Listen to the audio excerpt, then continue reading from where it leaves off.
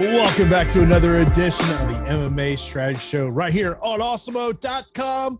I am Jason Floyd, as always, joined by the fighter Pete Rogers Jr. as we're here to break down Saturday's UFC Vegas number 23, aka UFC on ABC number 2, of course, headlined by Marvin Vettori, taking on Big Mouth Kevin Holland, who 3 weeks ago Dana White was questioning whether Kevin Holland had a mental breakdown.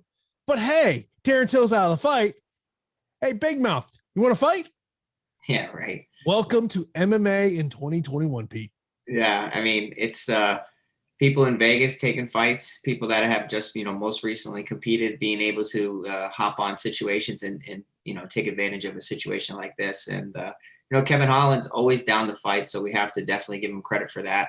And I think he's now the most active fighter during the COVID era. I think he's been in the cage more than anybody, so he's definitely acclimated in the cage.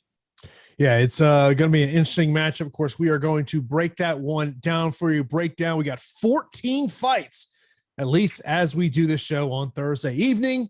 We'll see when by the time we get to Saturday afternoon, do we have 14 fights? Of course, we lost one fight already this week. And of course, they'll be taking their COVID tests, and their next COVID test will be tomorrow after they do weigh in. And there is definitely one fight on this card that I'm particularly paying attention to with the weigh-ins. That's actually going to be Mike Perry. I'm interested to see what Mike Perry looks like on the scale after we saw what happened with him last time, but a ton to break down in terms of this one. So Pete, let's get right into it. Marvin Vettori and Kevin Holland. And one thing that really sticks out to me as I look at the tail of the tape on this one is the significant reach advantage that Kevin Holland has in this matchup, 81 inches versus 74 inches. Of course, Kevin Holland, to me, I mean, he's more of a welterweight than he is a middleweight. It's a guy that probably will weigh in around 183 pounds. He's not a guy that's, cutting weight to make 185 pounds. But for Marvin Vettori, I really feel like the game plan probably does not change much in the changeup from Darren Till to Kevin Holland. But this is one of the things I was thinking about, of course, as we're helping break you down from a DFS perspective, is that his price point of 9,600 on DraftKings and 14 fights. What should our exposure be to Marvin Vettori? I'm definitely exposed to Marvin Vettori because of the grappling aspect that he can, present in this matchup. And I think that's the X factor here, because I think standing up, Kevin Holland's a threat against anybody. I really do. I think that he's very dynamic. He puts together great combinations, but, Derek Brunson definitely showed a significant hole in his game of him not really having the answer for takedowns. And I think that if Marvin Vettori is able to, mix in some takedowns, in addition to excellent striking, because Marvin Vettori is an excellent striker, I think that we need to have exposure to him. Now, I'm not too interested in Kevin Holland. I really don't think that he can pull the upset here outside of a puncher's chance, because I just think that, Marvin Vettori, just a complete game. He's a tough guy, been in there a lot, tough to put away. I think just, the grappling aspect over the course of 5 rounds is what's making me think that Marvin Vettori is going to be a fighter that I'm going to target a decent amount. I'm looking at this fight card, and with 14 fights, it's hard to really say 100% lock somebody in, or this is a must-have fight. But I will be increasing exposure to Marvin Vettori and decreasing exposure to Kevin Holland, if that makes sense. True or false, Marvin Vettori will have more than 2 takedowns. Yeah, that's true. That's true all day. That has only happened one time in his UFC career. Yeah. And I think it's going to come a lot easier, because Kevin Holland hasn't really had a lot of time to, hit the gym and work on, improving his wrestling. Yeah, I'm sure he did, but it's not that easy. It's not like you just do a couple drills over the course of a couple weeks. He wasn't training for a fight either. He was kind of just taking in all of, Dana White's criticism. And, I think that's why he's accepted this fight more than any other reason. But this is a perfect opportunity for him to kind of right the ship, and he spoke about it in the media day. Of course, if you do have any questions on the fight, you could leave those right there in our YouTube chat, also in our premium Slack account. For whatever reason, if you ever do miss the show on a Thursday night, you can't catch a part of the Awesemo Podcast Network, just go to awesemo.com/podcast to get the link. So whether you want to say listen to the show on Apple Podcasts, Spotify, or wherever you like to get your podcasts, be sure to leave a 5-star rating and review on one of our podcast channels with your Twitter handle or email address, and you'll be registered to win a free week of Awesemo Plus Platinum. One winner will be awarded every Friday, and reviews will be eligible up to 1 year. I always like to go back and check out and maybe see if there's something that maybe I missed. That's something Pete had to say here. But on the Kevin Holland side of the equation, you're Travis Luter, you're his head coach. What is the thought process on how he gets it done? I think it needs to, keep it in the center of the octagon. You are at the apex, so obviously the size of the cage is smaller. You have to be aware of, backing up beyond that black line, because now Marvin Vettori can crash in, push against the cage, really start to implement some takedowns, or even just, pressure against the cage. And that's, that pressure against the cage in the clinch will nullify Kevin Holland's strength, which is his length and his excellent striking. So for me, it's Kevin Holland needs to stay on the outside, pick Marvin Vettori apart and kind of dance around him and try to be, somewhat of a matador, because, Marvin Vettori is a bull and will come forward with, really aggressive combinations and crash forward a lot. And maybe start to test that cardio of Marvin Vettori. But it's tough to say that, because there was some criticism around Marvin Vettori's, cardio. And then that Jack Hermanson fight, he really answered a lot and started to really prove all of us doubters wrong, and the fact that he can be strong throughout a main event. So, it's just kind of Kevin Holland, go out there and do what you do, make magic on the feet. I think the one thing that I look at I look at Marvin Vettori in this matchup, and it's more about just his price point, $9,600 on DK, $23 over on Fanduel, is what has got to be the target. Like because we're in Valentina Shevchenko territory on DraftKings when we're talking about the price point here for Marvin Vettori. I think the only concern I really have on the Marvin aspect is, does this fight stay on the feet? Can you have enough volume? Can you score enough points? Because at 9,600, if I'm rostering Marvin Vettori, my hope is for at least is in that 120 point range. Yeah, it's got to be beyond 110 points. And maybe if you're looking at this from like a big scale GPP perspective, there's 14 fights. So you really just need to find 6 fighters to get you 100 points on the card. And kind of make a lineup work. And perhaps there are fighters in here that can get you more points or more dominant performances, because as much of a hole that Kevin Holland has in the wrestling department, he's still extremely dangerous. And Marvin Vettori has to be careful and cautious. So perhaps that limits some offensive output and really limits some production. So, but for me, like 9,600, like anytime you get beyond that 9,400 range, you're definitely looking north of 110 points. And we do have a 9,500 fighter on this slate as well. I mean, I think the other part of this is, obviously there was a lot of criticism for Kevin Holland with his amount of talking inside the fight, which, Pete, this. The criticism is going to come when you lose a fight. When you win a fight and you talk that mad about a game, everyone thinks you're tremendous. Yeah. But part of that, it's also this verbal warfare that Kevin Holland does have, where he's trying to get in his opponent's head. It's going to be fascinating to kind of see how he turns out here. 6,600 price tag on DraftKings. If you're in a cash game as a punt play, I don't mind that. No, not at all. I mean, I think like Kevin Holland, as far as like talented underdogs, he's one of the most talented underdogs. So on any given day, he can catch Marvin Vettori.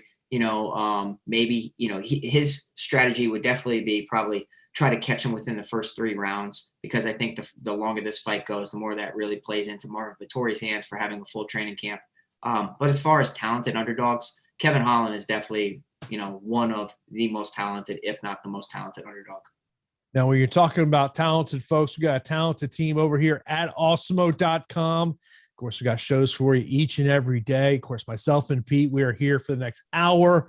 And of course, we'll be back on Saturday. Be sure to subscribe to Awesemo on YouTube. Look, when I go on my YouTube account, I'm going right to that subscription. So I want it in. So Awesemo will come up right there at the top of your subscriptions. Be sure to hit that notification bell when you do subscribe, so you know when a new show is live here on the channel. Of course, myself and Pete will be here Saturday morning, Pete, 11 a.m. East Coast time for live before lock. Damn. Yeah. Set that alarm there, bro. No, I mean, for me, I have Saturday morning training, so I had to really move some stuff around for you guys. But I'll be here, and then I have an exciting night that night as well. One of my buddies is getting married, so it's a bachelor party. So it'll be interesting. Are you going to be able to hang at the bachelor party?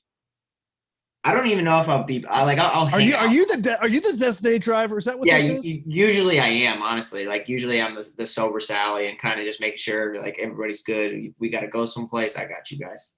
Of course, the co-main event of this fight card, maybe the fight that I'm the most interested on this fight card, and Arnold Allen and Sadiq Youssef. Arnold Allen 7,700, 8,500 for Sadiq Youssef. Sadiq $18, Allen for $13. Let me ask you this on Arnold Allen. What do you think his best win in the UFC is? Yeah, I mean, he has some washed wins, honestly, and I was kind of looking at that before we got on here. If I'm looking at Arnold Allen, he's a very, very talented fighter out of TriStar, but I'd probably say the Amir Khani win, honestly, even though that's like some time ago. And I think that Amir Khani in 2017, like that aged really well. Since then he has a win over Mads Burnell, Jordan Rinaldi, Gilbert Melendez, which is far past his prime, and Nick Lentz, who, was fighting with basically one eye. So, they were excellent performances, but I think the Amir Khani one really aged well. Now, when you look at the other side here with Sadiq Youssef, obviously a very talented fighter. You look at the teletape. I mean, a lot of this stuff is very even. We're talking about height and reach. In that matchup against Andre Fili did have some success going the takedown route in that one, but that's just something I don't see as a part of Arnold Allen's game. Yeah, that Andre Fili fight really kind of like, it was like a moment of clarity for me. It's like, okay, like I need to pump the brakes on Sadiq Youssef to a point. Like I understand like he has incredible potential within the division. I think that I was really high on Sadiq Youssef, and I still am, but clearly he's a fighter that needs some work in some areas. And let me tell you that Andre Fili is very talented. Excellent striker, excellent grappler, very strong guy, strong fighter for the division. But I just thought to myself, like, man, Andre Fili's really timing you with takedowns in certain areas. I'm impressed with Arnold Allen, honestly. Like, I truly am. And I was a Sadiq Youssef backer. I will still have shares of Sadiq Youssef because of, his striking potential and his prowess on the feet. Like, excellent combinations, good power. But Arnold Allen, for me, the reason I'll be looking at him as an underdog, one of my favorite underdogs on the slate, is because of that grappling. Because I do think like there are certain fights where you want to start to engage in grappling. Like let's say against, Gilbert Melendez and Nick Lentz, they're both very talented grapplers. So perhaps we're going to be taking a little limited approach. But against a guy like Sadiq Youssef, who was just taken down several times against Andre Fili, you're like, all right, like let's test that. Let's hit him on the feet a little bit and sort of mix in some takedowns. I think that Arnold Allen is an excellent underdog. I will definitely have exposure to both. But for me, right, it doesn't seem like it's a priority fight. I feel like it's going to be a back and forth affair. What concerns me about the Sadiq Youssef fight is if this thing goes 15 minutes. And I just don't – if it goes 15 minutes and it's a Sadiq Youssef decision win, I just don't see the path to him being optimal. Yeah. That I would agree with that. Like, because we talk about the scoring system of how, if it's just a striking affair, does it really materialize into a strong score? And it's like, that's why if this does stay on the feet, this will probably be an afterthought of a fight. Of course, we do have a couple of great promos going on over at Awesemo.com. Of course, if you ever want to know what promos we have going on the site, just go to Awesemo.com/promos. We got promos for our golf and MLB coverage, as you can get 2 months of Awesemo Plus Golf for the price of one. When you use that promo code Dustin, that's 60 days of Awesemo Plus Golf coverage. The guys that handle all that great stuff there, projections, ownership projections, player projections, the top golfers tool, and so much more. And that offer is valid through April the 11th, which is Sunday. And our MLB promo does expire tomorrow, or you can get Awesemo Plus the first 9 days for only $9. We use the promo code starting 9. So take advantage of those offers there, as all the great tools and content we have over awesemo.com. You know, Pete, we always have free content on the site. And today, MMA ownership projections is free. So you got to check that out. I saw Marvin Vettori topping at 55%. I think I'm going to be underweight to the field on that number. Yeah, MMA is definitely a play of ownership, and I think DFS sports in general, like, you can definitely get an advantage over the field if you pay attention to ownership on Awesemo. I think we have the most accurate ownership out there. I mean, it's really like close all the time. And I will say, if Marvin Vettori is coming in at 55%, it's because of the takedown route. But on 14 fights, you have to really think about that. If a couple fights fizzle out, then I think that makes sense. But if a couple fights fizzle out, then I think, like, I will be increasing Marvin Vettori shares. But as of now, with 14, I'm okay with going a little under that. How about an 18% Julian Marquez taking on Sam Alvey? Alvey dropping down to 185 pounds for the first time in several years here. I'll tell you a little interesting note on this one. So I hit up Marquez's management about 2 weeks ago to try to get him on my podcast. Julian Marquez not doing interviews for this one, was just wanted to be in tune with his training. Of course, he replaced his training partner, Zach Cummings, in this matchup, which I think that makes it kind of interesting here. You know, and of course, I think we all remember what happened in Julian's last fight against Maki Pitolo. But look, Sam Alvey's not going the takedown route. I mean, that's just not Sam Alvey's game. And I think we always talk about this with Sam Alvey. He's a counter striker, which is not necessarily the greatest thing when we're talking about MMA DFS. Yeah, I think that Sam Alvey is very difficult to trust at this point. I mean, if you look at his record, it's, I believe, 4 losses in a row and a draw. Yes. That's very ugly. But I will tell you, as a fighter that has faced adversity and has not had a pretty record at times, that's a dangerous fighter to go up against when they really have they're cornered and their backs against the wall and they have to shine. I will say that Sam Alvey, I'm interested to see him, drop in weight here. And I want to see him at the weigh-ins just for some GPP, possibilities, because he does have a mean check hook and he catches a lot of fighters with the check hook. He catches a lot of people coming in overzealous. But let's be real, at this point, I think some of Sam Alvey's best days are behind him. I'm not really impressed with Julian Marquez either. I thought that the Maki Pitolo fight, he could go out there and look excellent. Obviously, he got taken down. His ground game's a work in progress. And on the feet, he's okay. He's all right. I just feel like this could be another staring match. And this is another fight that I'm not going to prioritize. Do you feel different on this fight? I think this is an ownership leverage potential situation here.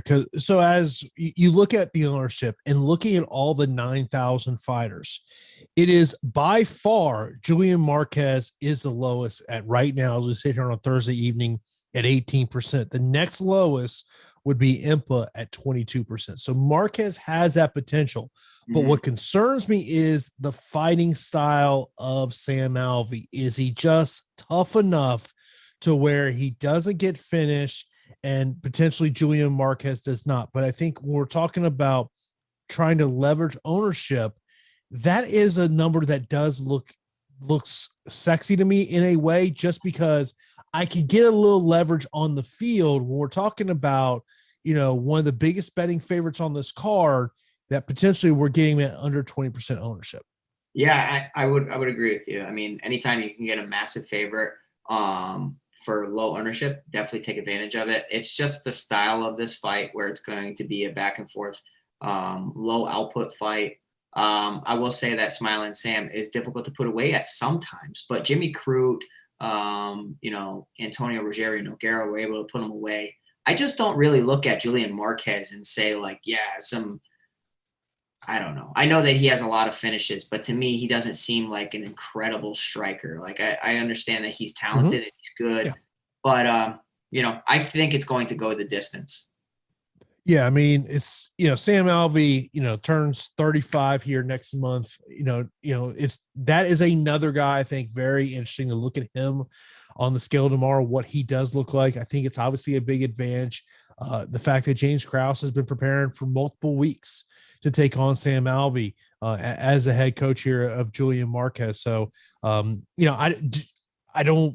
I've never feel comfortable putting Sam Alvey in a lineup just because of his fighting style, that you're hoping that his opponent gets overzealous. And I do wonder, with the smaller cage, does that kind of hurt Sam Alvey? Because this is a guy that he's very much like Tyron Woodley, loves to live on the back of that fence. Yeah, I was hoping to find like some Sam Alvey takedowns and see if like he was able to somewhat replicate that Maki Pitolo game plan, because I do think that coming from like Team Quest and he will have some good cage defense, but it's not really, there's no offensive takedowns. If he could implement some takedowns, I would absolutely love it.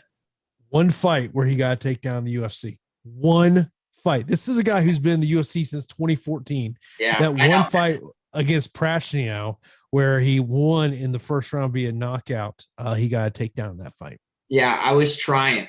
Trust me, I wanted to pick Sam Alvey just for the simple fact of like, I know he's got a big punch. I wasn't impressed with Julian Marquez last time out, but it's a stretch, to be honest. I think it's like a, under 10% play if you're going to sprinkle him in. I wouldn't even do it that much. But I think that Julian Marquez should be able to get the victory here. It's just him not having a full camp. How is he? Yeah, no, that is definitely one to pay attention to. We always talk about how you got to look at the betting lines, and this is a fight. The next fight kind of stuck out to me a little bit, of Nina Ansaroff and Mackenzie Dern. So there was one book who put a very early line out on this one, okay, and the betting public hammered it. Where Nina Ansaroff opened up at plus 240 at one book. It immediately got down to plus 100, now minus 140. Mackenzie Dern plus 120. I think this is a close fight. Nina Ansaroff's first fight since having her daughter. And you look at Mackenzie Dern, I think clearly has a clear jiu-jitsu advantage, but the question is, can she get down there? Because we've seen the struggle that she's had. And like, I look at from Nina's aspect of, you just got to avoid that overhand right that is coming, which is, and when Mackenzie has been able to get the fight to the ground, I've looked at more as poor IQ on her opponent's part as opposed to what she did. Yeah, I think it's also like setting traps too, right? Like, high-level BJJ practitioners will set traps. Like, they'll make you feel comfortable in one area. Like, okay, I'm going to start to work up to my feet. And then they start to lure you into a false sense of security. And high-level strikers do that as well. You're always trapping your opponents. You're putting out little subtle tells to see if you can take advantage of them. I will say Mackenzie Dern, obviously an accredited BJJ black belt and an amazing submission artist. We've seen it in the UFC, but she's been in the cage more recently, and, she doesn't have to really come off of, well, if you think about it, Jason, Mackenzie Dern at one time had a baby. It was fighting one fight, and we were trying to, determine on how much of a toll will that take on her body. And she ended up looking fine. So I think that Nina Nunez, former Nina Ansaroff, it's a tough matchup if it gets to the ground. If she's able to stay on the back foot and kind of move around, then I think that she can have some success. But I really kind of view Mackenzie Dern as a fighter that is slowly progressing in the game of MMA, like starting to really mix in better striking. She's working hard on her striking with her coach. And, I almost feel like Nina Ansaroff or Nina Nunez is going to be just a lesser version of her typical self. It's just a lot for your body to overcome in such a short period of time. I don't really understand the rush or the matchup, but if there was a fighter to be a part of a strong camp, Nina Nunez is a part of American Top Team, which is, flooded with black belts. So she will be well prepared in that sense. I'm still leaning Mackenzie Dern, but this is another fight of mine that I'm really not prioritizing, it's kind of like it's an all right matchup. To me, I think it's take Mackenzie Dern or pass on the fight, because from a DFS perspective, Right. I think if there is a finish in this fight, it comes from Mackenzie Dern. And Sam asked a question, will Dern be a live dog or a punt is the real question. I would not consider her a punt play just because of her salary. That's not, at 7,900. I don't consider that a punt play. But to me, I think she is a live dog. Yeah, she's an excellent underdog. And don't die on me. I need you here. I will say Mackenzie Dern, for me, she's one of the best underdogs on the slate. I was surprised when I saw the lines because of Dern's name. And I think that it's kind of people just, viewing Dern as one-dimensional, so to speak. She has showcased some impressive power, and you talked about that big overhand, right? But perhaps she's working on that one thing, the wrestling or judo takedowns, to take her opponents down. Because if she gets your opponent in a clinch, there should be no reason why they shouldn't be on the mat. So I like Mackenzie Dern in the matchup. Yeah, I mean, I think when you look at Nina, to me, what she is as a fighter, where Mackenzie Dern is still a fighter that is developing her skills, but I think it's just it's not a fight that I think you look at from a DFS perspective and say, hey, I got to have this fight. As I said, I think it's take Mackenzie Dern or pass on a fight. Fanduel, $16 on both sides. If you do think that we're going to see 5-6 plus takedown attempts from Mackenzie Dern, maybe that's a spot to look at Nina over on the Fanduel side of things. I did mention another fighter that's going to be really interesting to watch on the weigh-in scale, and that's going to be Mike Perry taking on Daniel Rodriguez. This potentially is a DFS fight written all over it. I think the question is I think do you have any faith in Mike Perry at this point at 7,400, or is this a take Daniel Rodriguez or pass situation? Yeah, so there's plenty of fights on this card, right, where I have little to no interest in the underdog. And I will say in this matchup, I have some interest in Mike Perry. And the reason I have some interest in Mike Perry is because he does possess some awesome power.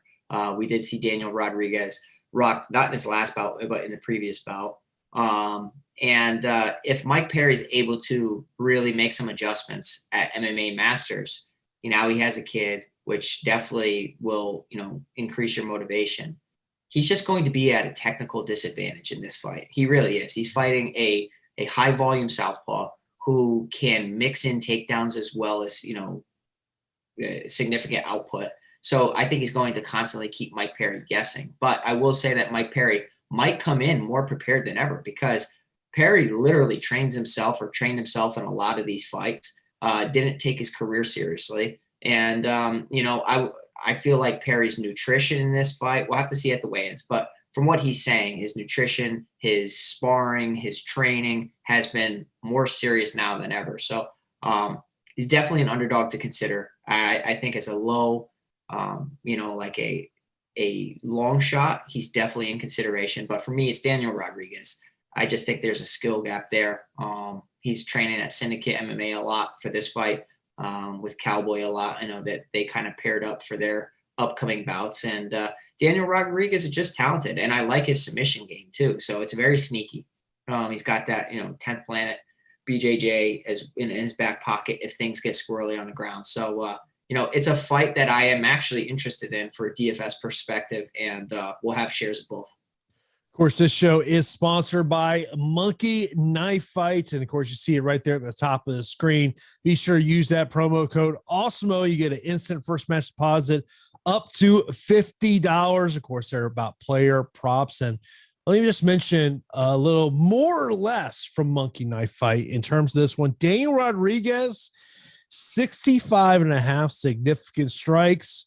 Mike Perry, 62.5. Yeah, I don't know about Mike Perry, but I'm telling you, Daniel Rodriguez is throwing more than that. He throws at, let me pull it up for you guys. He throws at a very high rate. I think it's like 6 strikes per minute or something like that. Let's see this. Daniel Rodriguez throws 7.68 strikes per minute. So, and Mike Perry's a very tough guy. So I think that, hammer that. Yeah, I mean, I think that's part of the more or less, which is what I do prefer to play over a monkey knife fight. I think the bigger question is, do you think Mike Perry can get over 62.5 significant strikes? Well, let's see. Hold on. I got you. Your boy's got you right here. Hold on. I mean, look, if Rodriguez can get this fight to the ground and make it a jiu-jitsu matchup, okay, that limits the potential of Mike Perry, but then it also limits what Daniel Rodriguez can do. Yeah, so I mean, Mike Perry had north of 60 against Mickey Gall, against Tim Means, Vicente Luque, Cowboy Oliveira. He's really like barely over 60. So I think they're pretty smart with that line. Yeah, I would say you take less on Perry, more on Daniel Rodriguez. Yeah. I would agree.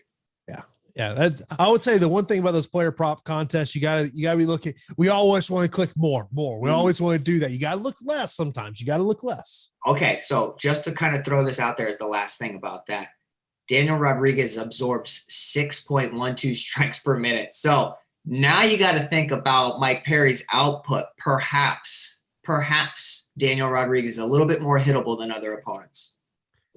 Now, when we talk about the betting lines, the one betting line that really did stick out to me is Joe Salecki versus Jim Miller. I was surprised to see how big of a favorite Joe Salecki is. I like the kid. I think he's really, really talented. And, I mean, Jim Miller's, not a newbie to this spot at all. He's fighting prospects left and right. I mean, I literally just think about the Roosevelt Roberts fight, and that's the one I always go back to. It's like, prospect against Jim Miller. How are you going to handle it? And he shined. So, I'm interested to see, your take on this fight. To me, I think it's pretty much a wash on the ground between these two guys. I think they kind of cancel each other out. I think it comes to the stand-up. And, I mean, look, we have seen Jim Miller shine in the opening round. I think if you're Joe Salecki, it's about potentially weathering that early storm. I think this is a fight that's going to play out on the feet. But my only concern is can Joe Salecki pay off the price tag? What's he at? I don't have it right in front of me. 9,100. Yeah, I mean, so let me tell you about Joe Salecki. I think that Joe Salecki has good boxing and has a really strong ground game. And in combination with his ground game, he utilizes excellent ground and pound. And I think that's what he's going to go to here against Jim Miller, because Jim Miller is an amazing BJJ practitioner. He is. He catches people in some tricky situations and throws up, lots of submissions off of his back. But I feel like against a guy who can, avoid those bad situations in Joe Salecki, Joe could honestly punish him in multiple spots and start to really implement strong ground and pound. If this is on the feet, Jason, I am worried about Jim Miller's leg kicks. Because Dustin Poirier, till this day, will talk about Jim Miller's leg kicks. And, I think that is a something to note in this matchup. But with them being opposite stance, you don't have to worry about it so much, because if Jim Miller throws that inside leg kick, okay, Salecki can fire that right hand straight down the middle. But for me, I do like Joe Salecki. I guess I'll have Jim Miller at like limited exposure. Not an underdog. I am prioritizing though. And trains at an excellent jiu-jitsu gym there in the Carolinas. I actually talked to Joe at the end of last week. He talked about on Thursdays and Fridays, he drives 3+ hours a day to train in Charlotte. Does a lot of work at Salty Dog Jiu-Jitsu. John Salter, the Bellator fighter, who everyone knows is excellent on the ground. So I think this is a fight that probably does play on the feet. Jim Miller, 12% ownership right now. Yeah, I'd probably cut that in half, honestly. I'd probably cut it in half. But I understand what you're saying. Like, that's if you think that there is an avenue of success for him, that ownership is amazing. Yeah, it's that's a matchup of, Joe Salecki definitely he actually had mentioned to me. So you remember when Bobby Green had the issues when he was supposed to fight Jim Miller? Yes. So apparently the UFC thought there was going to be issues. And apparently Joe was one of the guys they talked to. And he just could not take the fight at that point, but he had said, "Go give me that fight. I'll take it." So, if you want to check out the interview I did with Joe Salecki, it is on my YouTube channel. Let's move over to a matchup between Scott Hot Sauce Holtzman, a guy that I have known for years when he fought down here in the XFC in Tampa. I always remember when the XFC really wanted to do him versus Nick Newell back in the day. Oh, damn. That was like the fight the XFC was building up to, and it never came to fruition. But he's once again, he's in a major underdog spot here. Gamrot 9,200 on the other side, $20 over on Fanduel. Break it down for us, Pete. Yeah, I am actually interested in both parties here. I really am. And I will tell you that Mateusz Gamrot is a phenomenal wrestler. He is. Scott Holtzman throughout his career has been able to get by having good hands and solid wrestling to rely on as well. I'm just curious to see the grappling exchanges here in the wrestling scrambles. I want to see who comes out on top. I feel like Mateusz Gamrot, that last fight was interesting because he did land several takedowns and looked good in moments. It's just did he have an adrenaline dump because of it being his debut? I'm interested. I don't think that Scott Holtzman is a pushover by any means. I mean, he does have some good wins, Miller, Ma, but, against Dariush, that's his most recent. You have to wonder how he is going to be looking in this matchup. But I will tell you that, I'm not too worried about fighters coming off of knockout losses when they're paired up against a grappler or a wrestler, because obviously that's not, likely going to be exploited in that matchup. If, Scott Holtzman was fighting a knockout artist, then I would definitely be worried, because you guys know I don't like targeting a lot of, fighters coming off of knockout losses. But I think that Mateusz Gamrot, he's got the skills, man. He really does. And he's surrounded by talent at American Top Team. I think he's going to be well prepared. I think he's going to be able to go out there and win some rounds. I just don't know about the score, Jason. I know that takedowns are amazing, and I know that control time is awesome, but I feel like Scott Holtzman can answer and actually provide resistance in a ton of areas to make this a very difficult fight, like a grinding fight. And a grinding fight perhaps might not result in good scores. But, I will split my exposure, but I definitely favor Mateusz Gamrot here. If you're looking to get a little bit of edge on the betting side of this one, Gamrot by decision plus 105. Yeah. I mean, that's pretty good. I try to find you some edges over here, Yeah. I mean, try. But by the way, I do want to mention a comment in Hunter. Mike Perry is not at American Top Team. He is at MMA Masters. Yeah, he's at MMA Masters. But apparently MMA Masters coaches will not be in his corner. Weird. It's a Mike Perry dynamic. Girlfriend's only cornering. I don't know what's going on. It's just, trying to, I don't know. He's an idiot. He's saving money. Let's be honest about it. He's trying to save money. He's saving money. Yeah, exactly. Yeah.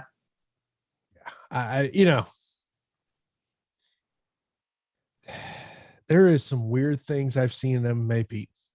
Oh, yeah. A week ago, where's his finger? I know. That goes into it. I know. Yeah, it was crazy, man. It was a first for me. I definitely thought that it was a compound fracture and was definitely, hidden somewhere. But I mean, they had the PA announcers talking about we're looking for a finger right now. I mean, goodness gracious. Like, you think when that PA guy came to his job that night, did he ever think, hey, I'm gonna make an announcement. Hey, can you look under a seat to see if you find a finger?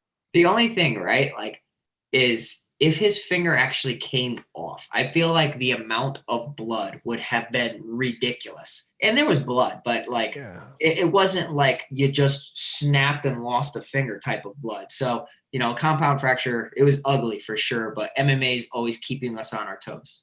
Do you want to be a fighter? That's all. It's the only. All right, Pete, let me ask this, Pete. Okay, let's say you're that guy's trainer. Yeah. Does that line come up in training to someone else in the gym who's slacking off at some point? Oh, yeah. Oh, yeah. Of course. Go, you see him over there? He almost lost a finger. He kept fighting like it was nothing. Absolutely. Anything you can to get the edge or get your guys to push through. Tell Pete Senior he's got to pull that line out to you at some point.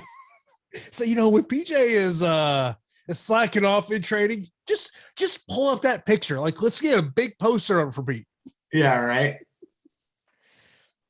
That is, never thought I'd see that in MMA. Never thought that. It was incredible. That's an amazing one. Let's move on. We got a female matchup. Norma Dumont taking on Erin Blanchfield. Norma Dumont, another 9,000 fire here. She's 9,300. Blanchfield, 6,900. Do you like the young girl in Erin Blanchfield here potentially as an upset? I wanted to, and I definitely think that as a GPP long shot, we should consider her for like armbar from guard because she is a talented grappler. She's very young in her career, 21 years old. I just think like Norma Dumont, not really a fighter that's extremely excited me, and she hasn't really looked incredible, but in her most recent performance, she did look, she looked solid against Ashley Evans-Smith, where, she was thrown in there against Megan Anderson and rightfully got knocked out. But, she's decent standing up, decent takedowns, decent jiu-jitsu. It's just avoid that submission ability of Erin Blanchfield. And if she keeps it on the feet, she should be able to win this fight. It's just the price, Jason. Like, I don't look at her and see like she's a phenomenal finisher. I mean, she's got 2 professional finishes. I think that the takedowns could be interesting. She could work towards one. I'll have some exposure to Dumont, of course, because I do favor her in the matchup. But Blanchfield, outside of a armbar from guard situation, I think that it might not be the best matchup for her. She could be kind of outgunned and out, in a size disadvantage here. Now, when you go over to oddshopper.awesemo.com, you can check out that price for Blanchfield wins by submission as high as plus 1,600. Yeah, I mean, that's worth something, right? Throw $10 on it. Throw something on it. And, of course, when you're looking to get those edges to find the lines that you look for, you got to check out OddShopper over at awesemo.com as you can sign up to set up notifications when the line gets to a price that you want. That is definitely, you mentioned about it, it's a female matchup. Armbar from guard is something you want to look in there. Maybe you think Norma Dumont's going to win by TKO KO. That is plus 592. Maybe you don't want to pay that minus 255 price there on Dumont to win this one. Blanchfield, I think, is one of these fighters that I think it's not necessarily about this fight, but where she could potentially be in 2 to 3 years from now. Yeah, I agree. I think she's going to end up losing her debut and then start to work towards a good run in the UFC. Then we got John McDassie taking on Ignacio. Is Ignacio 8,900, 7,300 for John McDassie. McDassie's been in the UFC for a long time. We know who he is as a fighter. Yeah. But to me, this is about his opponent. Yeah, I mean, I wanted to pick McDassie because obviously the price discount, but he is going to be significantly undersized in this matchup. I mean, he's giving up 7-inch reach advantage to Ignacio Bahamondes. McDassie's 5'8", Bahamondes is 6'3", informally fighting at 170 pounds. So obviously we have to, see him at the weigh-ins. I want to make sure that he's going to look okay at 155 pounds. Yes, he has competed there before, but I just want to make sure that he's all right. I think that, being a part of Valley Flow striking system and BFS Academy is huge for a lot of fighters. I actually know Mike really well. And, they have tricky striking. And I think like the kicks and the dexterity in the legs of Ignacio Bahamondes could provide some problems to McDassie because of the length. And maybe McDassie could get knocked out in this situation. I like Ignacio Bahamondes quite a bit, Jason. I'll have plenty of exposure to him. Outside of McDassie kind of staying on the outside and just, popping him with some straight punches, I think this is going to be Bahamondes from bell to bell.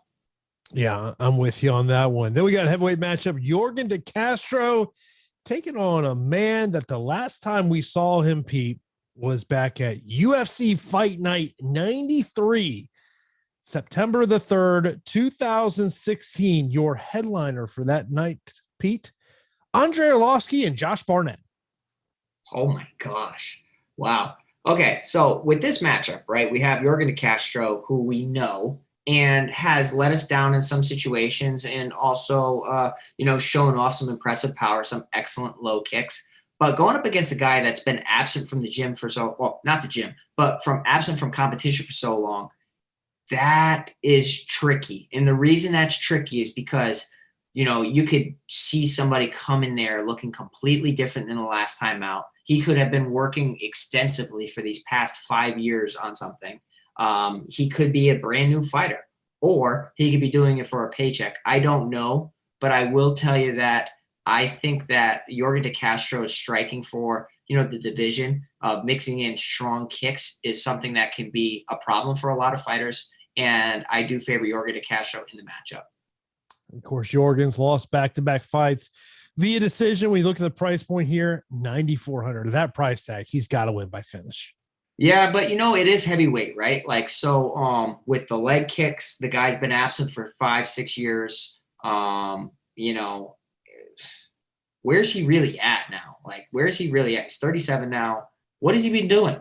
And he's had multiple fights canceled in 2017, 2019 to Greg Hardy, 2020 to Tai Tuivasa. So I don't understand what the deal's been, but he's been trying to get back in the cage. I'm still favoring Jorgen De Castro. I'll have him in plenty of lineups. It's just the price point at this point. And at 14 fights, it's okay to be underweight on him. But I feel like we could have a heavyweight knockout here, Jason. Then we got Hunter Azure taking on Jack Shore, 8,700 for Jack Shore, 7,500 for Hunter Azure, and 18 and 11 over on FanDuel, respectively. Hunter Azure is a guy that I've had a chance to talk to, on several occasions, but things have not gone well for him in his past couple of fights. Getting that that knockout loss in his last matchup. Or 2 matchups ago against Brian Kelleher, and coming off that win against Cole Smith. What's your take on this one? Yeah, so, this is a fight where I will have exposure to the underdog. Obviously, I am favoring Jack Shore. I think that his grappling is next level. He has good wrestling as well. And I think that's kind of the X factor in this situation, because it's going to be competitive in that wrestling department, because Hunter Azure is a talented wrestler and he has good hands. So I'm interested to see the sequences to test each other and see who comes out victorious in those sequences. I will say that Jack Shore's striking is probably, it's elementary, in comparison to Hunter Azure, who has more volume, but Hunter has been knocked out against Brian Kelleher. So, I think that we have to have split exposure in this matchup. Obviously, Jack Shore is undefeated and could work towards a submission or a ground and pound finish if he gets Hunter Azure down. And, he does seem like he's a very strong fighter in those positions. So I'm favoring Jack Shore, but Hunter Azure is a fighter I'm definitely not disregarding. I'll have plenty of Hunter Azure as an underdog as well. Then we got Luis Saldana taking on Jordan Griffin. Jordan Griffin, a plus 115 underdog in this one. Of course, this is Saldana's UFC debut. Got that win against Vince Murdoch on the Contender Series. What's your take on it? Yeah, I'll say that Jordan Griffin's kind of let me down several times within the UFC, but I'm kind of looking at Jordan Griffin and I'm like, I don't really know if he's talented, Jason, but I don't really know if he's as good as we used to think he was, or, he never really lived up to the potential. I'll say that, Luis Saldana's, his run, his strength of schedule is probably nowhere near Jordan Griffin. Jordan Griffin's fought plenty of notable names. And if you really go in and dive in to Luis Saldana's record, you can find some holes there. But I will say the kid's talented, part of a good camp. I think that, being a part of a good camp is very important to get you UFC ready. He looked great in his Contender Series fight. He's an excellent striker. He's talented on the ground as well, with very, very good submissions. I've seen Jordan Griffin kind of give in on the ground and put himself in bad spots or accept positions in the past. I want to pick Jordan Griffin initially just because I was like, oh man, the experience gap could be huge. 26 fights against 20 fights. And, in those 26 fights, he's fought the who's who. But for me, it's Saldana with a limited Griffin exposure. Yeah, this is one of those fights that it's very close here. By the way, something to note, because as I'm preparing to give our fight picks here in a moment, favorites are starting to come back in at a higher rate. I don't know if people have noticed this over the past couple of cards. Yeah, I mean, you know me, I don't. But it's cool when you bring it up because it's supporting what we're arguing here. We're arguing against odds. Yeah, I was trying to find the number. It was as high as nearly 40% of underdogs coming in, but of recent, the favorites have been coming in. Matchup that I think you definitely have to be looking at as a GPP play, and that's William Knight and Dun Jung. Jung, a minus 140 betting favorite, of course. William was supposed to fight 2 weeks ago. That did not happen due to a COVID situation. Now he is in this spot. William Knight, a Northeast guy that I know we're both familiar with. Yeah, I mean, William Knight's a specimen. He really is. Muscle from head to toe, and he's talented as well. Like he has good grappling, and I think it's underrated grappling because he's an explosive striker, but his strength really comes from getting in the top position and being able to rain down ground and pound or good pressure or work towards submissions even. So, Dalton Jung in the UFC, his takedown defense has been fine. But outside the UFC, if you look at some fights, man, I'm seeing the guys that were taking down Dalton Jung regionally, and I'm like, William Knight's stronger than him. William Knight's grappling's better than him. William Knight would have thrown him out of the cage in that situation. I really like Dalton Jung striking. Like, I really do. But I will say that Knight has a clear advantage in the grappling department, especially if he gets him down in this division. It's just how is he after battling COVID or popping from COVID or whatever that situation is. I'm favoring Knight in the matchup, though, Jason. I really am. I think that he's a nice underdog to target. Dalton Jung can definitely knock out William Knight because there was a time where Knight was accepting bad positions or putting himself in bad positions. So, Dalton Jung going out there and kind of, sparking William Knight wouldn't surprise me, but I do like William Knight as an underdog. You say what you're saying is William Knight knows how to push the weights around. Is that what you're saying? That's all he does. Yeah. He definitely he can push some weight around there. And our opening matchup of the night, Mma and Sasha. This was actually a fight that people on Twitter were really wanting to know your breakdown for. Yeah, I see that. And Mma Kasanganay is a talented fighter, and Sasha Palatnikov pulled off a fantastic upset against Kosi, and everybody was really writing off Palatnikov. But I will say that Palatnikov throughout his career, he's shown susceptibility to getting rocked and knocked out. Now, Mma Kasanganay is coming off of being highlight reel knocked out from Joaquin Buckley. And that was such a devastating knockout that you don't know how healed he is. I feel like people immediately, they know how I am about, I don't want to target fighters coming off a knockout loss. So they're thinking I'm just going to completely side with Sasha Palatnikov. But I can't do that because I think that Mma Kasanganay possesses plenty of skills and he does have good grappling already. Now he is at Sanford MMA, and that's a camp that I really like. And I'm a fan of Henry Hooft. I'm a fan of the wrestling department there as well. I'm going to have exposure to both sides because this fight really does seem like a GPP fight. Like maybe Mma could knock out Palatnikov and it wouldn't surprise me. You could take him to Takedown City, it wouldn't surprise me. But Sasha Palatnikov could also, kind of out-volume Mma Kasanganay, who's coming down a weight class, and that wouldn't surprise me either. So, with all that being said, split your exposure in this matchup. I think a 60-40 split would make sense. I'm favoring Mma Kasanganay, though, in the matchup. And it seems like that first fight of the night has been optimal more times than not this year. It's your favorite, Jason. That's why. Like, it's such a sweat when you're watching the first fight, and then it's also like, disappointing when you finally don't target the first fight and it goes off. By the way, if you have any last minute questions, get those in right now. Let's go through our fight picks here, Pete. Let's go bottom to the top. I'm guessing we're going to both agree on Mma. Yeah, I'm going Mma. Give me William Knight as a slight underdog. Yeah, I'm taking William Knight. And no, this is non-DFS related. Yes. Correct. Yes, correct. Give me Jordan Griffin as a slight underdog as well. Okay, I'm going Luis Saldana. All right, here comes the Jason run on favorites, by the way. Okay. I'm gonna go Jack Shore. Jack Shore for me. Jorgen De Castro. De Castro. Ignacio. Yep. Bahamondes. Dumont. Yep. Dumont. Gamrot. Gamrot. Salecki. Salecki. Rodriguez. Rodriguez.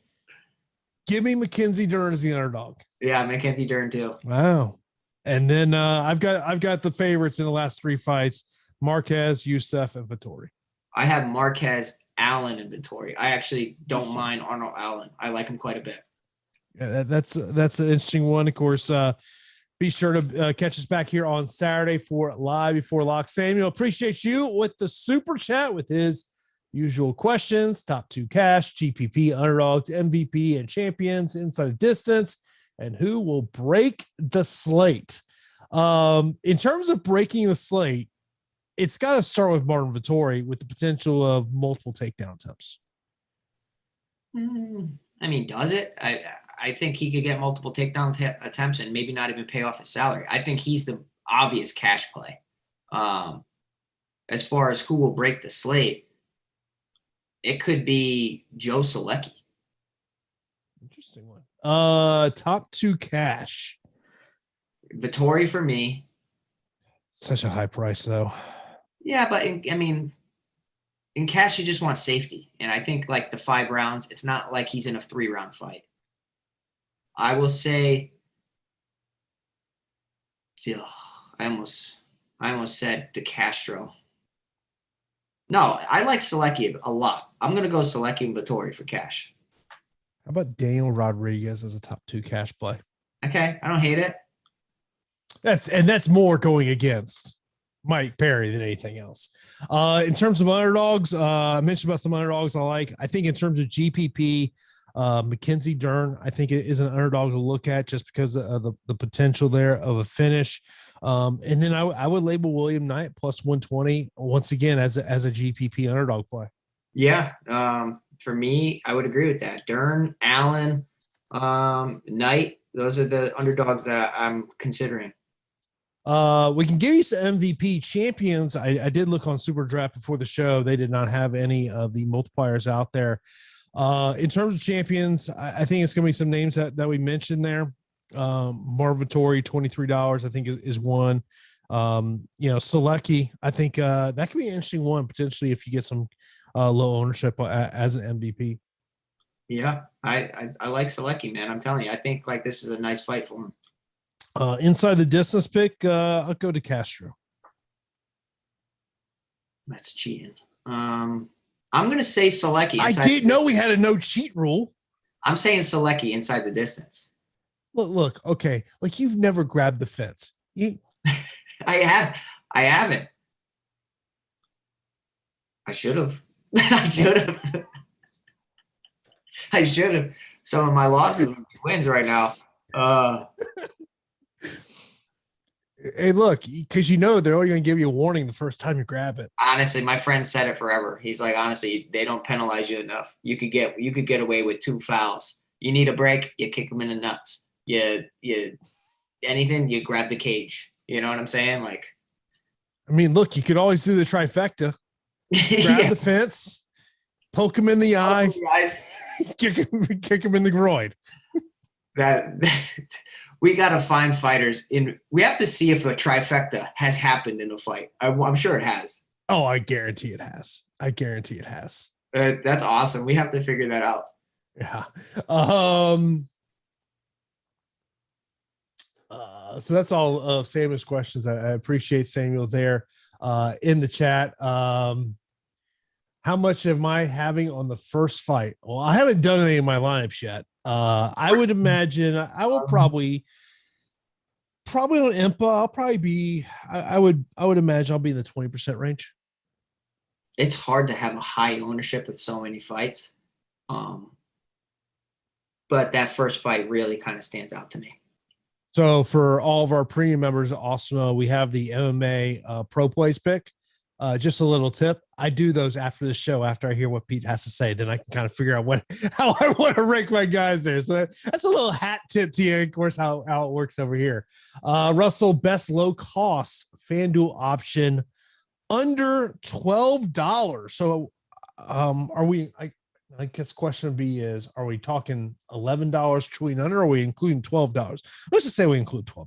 So that would mean we've got Sam Alvey at $10, Perry 12, Miller 9, Holtzman 10, Blanchfield 9, McDessie 11, Donho 8, Azure 11, and Sasha at 8. Okay, so 3 stick out to me, right? Sasha Palatnikov, Hunter Azure, and Mike Perry. Those 3 stand out to me as like underdogs that could come through and really wouldn't surprise me, Jason. Yeah, it's but it should be a good night of fights. Of course, we'll be back here on Saturday for Live Before Lock. We'll be here at 11 a.m. Eastern time. I will be in Slack at 9 a.m. doing some office hours on Saturday morning. So be sure to check us out there on Saturday. Do want to thank our sponsor, Monkey Knife Fight. Of course, be sure to use that promo code Awesemo to get an instant first match deposit up to $50. Appreciate their support here of the Awesemo MMA DFS strategy show. So we will talk to you again on Saturday for Live Before Lock.